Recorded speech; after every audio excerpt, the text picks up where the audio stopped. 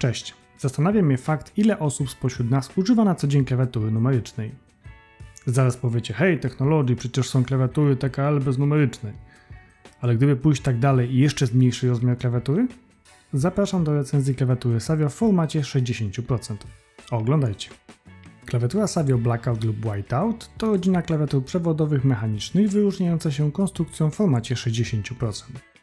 Upraszczając, to format, w którym nie posiadamy klawiatury numerycznej, a sekcja tzw. strzałek, a także klawiszy funkcyjnych F1 do F12 oraz klawiszy edycji znanych jako Delay czy Insert została, mówiąc kolokwialnie, zatopiona w klawiszach podstawowych. Tej wersji należy mylić z formatem TKL, w którym sekcja strzałek i klawiszy jest dostępna fizycznie.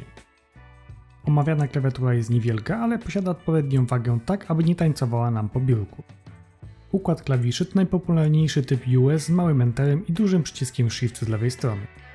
Klawiatura występuje oczywiście w dwóch wersjach kolorystycznych, białej nazwanej Whiteout oraz czarnej nazwanej Blackout. Savio również poszło o krok dalej i pozwala dodatkowo w obrębie każdej wersji kolorystycznej wybierać rodzaj użytych w niej przełączników. W klawiaturach dostępne są przełączniki OTIMU wersji Red, Brown oraz Blue posiadające żywotność około 50 milionów kliknięć. Switche OTIMU to przełączniki z niższej półki cenowej stanowiącej dobry zamiennik i droższych odpowiedników. Pomimo swojej niższej ceny pozwalają w pełni zachować wszystkie cechy drogich klawiatur mechanicznych, w których użyto przełączniki wyższej klasy np. Sherry lub innych autorskich switchy. Stosunkowo niski koszt użycia przełączników OTIMU sprawił, że klawiatury mechaniczne stały się bardziej przystępne dla większej liczby użytkowników, których budżet na klawiatury nie przewidywał wydania kilkuset złotych. Warto również przypomnieć, że odczucia płynące z korzystania z klawiatury, w których użyto dany rodzaj przełączników, są bardzo indywidualne. Nie należy ich zatem oceniać zbyt pochopnie na podstawie upodobań innych użytkowników. W przedstawionym produkcie zastosowano przełączniki OTIMU Red charakteryzujące się równomierną siłą nacisku, która nieznacznie wzrasta w dolnej części skoku klawisza, a także brakiem poczucia wyraźnego przeskoku klawisza. Wyczuwalny przeskok odczujemy w wersji Brown, a w wersji Blue mniej liniowe naciśnięcie oraz wyraźny dźwięk aktywacji. W celu znalezienia punktu odniesienia, w którym jesteśmy, tak przedstawia się głośność klawiatury z przełącznikami Red.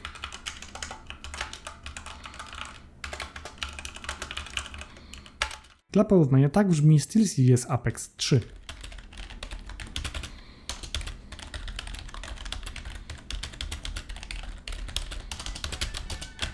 Prezentowana klawiatura posiada podświetlenie RGB pod klawiszami zarówno w wersji białej, jak i czarnej. Podświetlenie charakteryzuje się 18 trybami iluminacji, 4-stopniową zmianą natężenia podświetlenia oraz możliwością zmiany szybkości wizualizacji. Ustawienia są zapamiętywane nawet jeśli odepniemy klawiaturę od zasilania i ich zmiana jest możliwa bez konieczności instalacji dodatkowej aplikacji. W przypadku podświetlenia dla wersji białej jest ono pełniejsze z uwagi na fakt odbijania się światła od białych elementów oraz zwyczajny kontrast względem koloru klawiatury. Dla wersji czarnej podświetlenie prezentuje się bardziej liniowo, uwydatniając wizualne opisy przycisków klawiatury. Koniecznie dajcie znać w komentarzach, która wersja kolorystyczna bardziej przypada Wam do gustu. Klawiatury posiadają pełny anti-ghosting oraz funkcję, która gwarantuje, że niezależnie ile przycisków zostanie aktywowanych jednocześnie, każdy z nich zostanie zarejestrowany przez komputer. Ta funkcja jest niezwykle istotna w grach, które wymagają jednoczesnego wciśnięcia kilku klawiszy w tym samym momencie. W zestawie otrzymujemy klawiaturę, odpinany przewód USB-C o długości 180 cm, estetycznym oplocie w kolorze klawiatury oraz instrukcję obsługi, w której znajdziemy opis wszystkich dostępnych skrótów klawiszowych. Oprócz ukrytych przycisków edycji typu Delay czy Insert, klawiatura posiada wiele klawiszy funkcyjnych, służących m.in. do wyciszania, zmiany głośności czy też pauzowania muzyki. Do aktywacji wszystkich ukrytych funkcji należy użyć dodatkowego klawisza funkcyjnego FN, znanego od dawna z klawiatur montowanych w laptopach.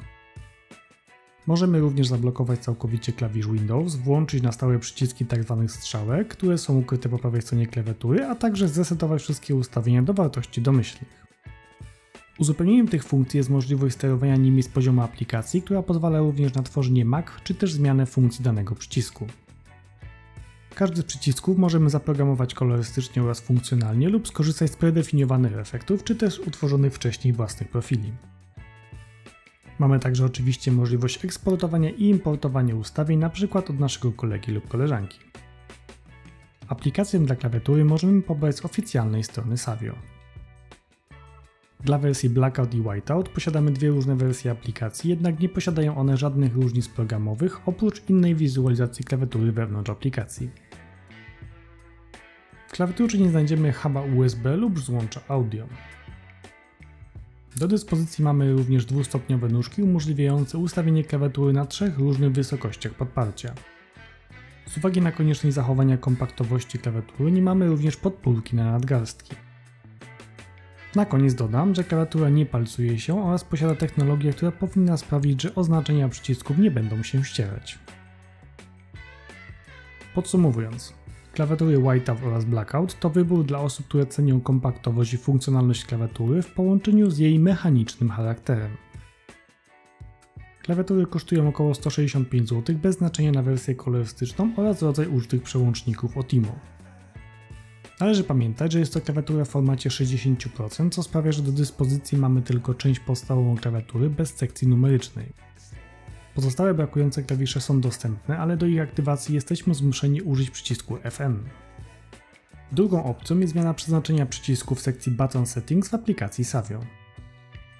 Podświetlenie wersji białej naprawdę robi duże wrażenie, a jego różnorodność i pełna kustomizacja przycisk po przycisku jest dużym atutem tej klawiatury. To samo tyczy się definiowalnych mark i zmiany funkcji danego przycisku.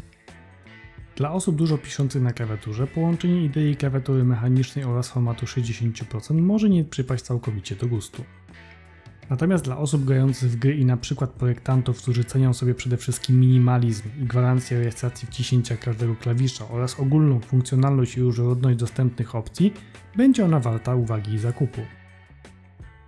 Pamiętajcie, to czy klawiatura jest membranowa czy mechaniczna nie świadczy o tym, że jedna jest zła, a druga jest wspaniała. Wszystko zależy od określenia własnych potrzeb dotyczących wymarzonej klawiatury i funkcji, które ma posiadać. Ocenę urządzenia pozostawiam Wam do samodzielnego przemyślenia. Na pewno klawiatura znajdzie wielu zwolenników, jak i przeciwników, ale każda ze stron będzie miała trochę racji. Ja tylko zachęcam do subskrybowania kanału i pozostawienia łapki w górę, jeśli film Ci się podobał. Dziękuję za uwagę. Cześć!